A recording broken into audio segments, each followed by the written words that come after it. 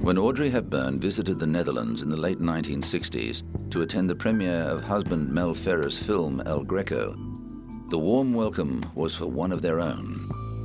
Born in Brussels in May 1929, the daughter of an Englishman and a Dutch baroness spent many of her formative years in Holland. Germany's invasion of the Netherlands meant Audrey's teens were a time of suffering and terror. Her uncle and second cousin were shot in front of her for being in the resistance, and she developed malnutrition and other physical disorders. She moved to London, and in 1952, Audrey was handpicked by the French writer Colette to star on Broadway in the title role of Gigi, leading to her first major film role as the runaway princess in Roman Holiday, a role that won her that year's Academy Award for Best Actress. Ladies and gentlemen, in New York City, Miss Audrey Hepburn in Roman Holiday. Elizabeth Taylor had been originally earmarked for the role, but Audrey's audition tape, during which the camera was left running while she was relaxing and chatting, won everyone over. According to director William Wyler, she had charm, innocence, and talent. She was absolutely enchanting. It's too much.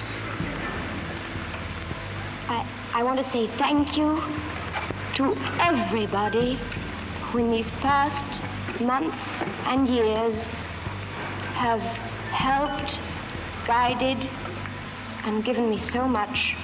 I'm truly, truly grateful and terribly happy. William Wyler's summation of the Hepburn allure soon became universal, and a string of hit films followed and several iconic roles. She followed Roman Holiday with Sabrina opposite William Holden and Humphrey Bogart, and was again nominated for an Oscar, losing to Grace Kelly in The Country Girl. She received 3 more acting nominations during her career: for The Nun Story in 1959, Breakfast at Tiffany's in 1961, and Wait Until Dark in 1967. She also became one of only 3 women to pull off the grand slam of American Entertainment Awards outright: an Oscar, Grammy, Tony, and Primetime Emmy. She gave delightful performances in films like Funny Face, where she danced opposite the ever-elegant Fred Astaire, and especially as Holly Golightly in Breakfast at Tiffany's, where she sang Moon River and melted hearts around the globe. She became a much-admired icon of style and fashion with her allegiance to the House of Givenchy, which still resonates today.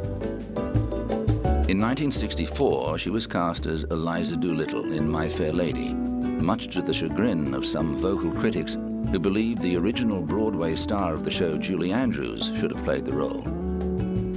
But despite having her singing dubbed by Marnie Nixon, Audrey was again sublime, and the Andrews fans felt mollified somewhat by Julie winning the Best Actress Oscar that year for Mary Poppins.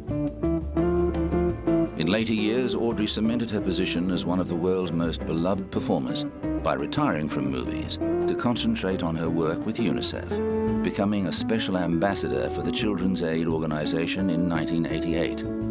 In December 2006, the Givenchy-designed little black dress she made famous in Breakfast at Tiffany's broke all records by selling in a Christie's auction for nearly £500,000. And it wasn't even the exact frock worn in the film. So the dress, it's certainly one of the most iconic moments in film history. That scene outside Tiffany's in the early hours of the morning with Holly Golightly eating out of a paper bag. Audrey died from cancer in January 1993. She left us with this hope. I think perhaps with time, instead of there being a politicization of humanitarian aid, there will be a humanization of politics.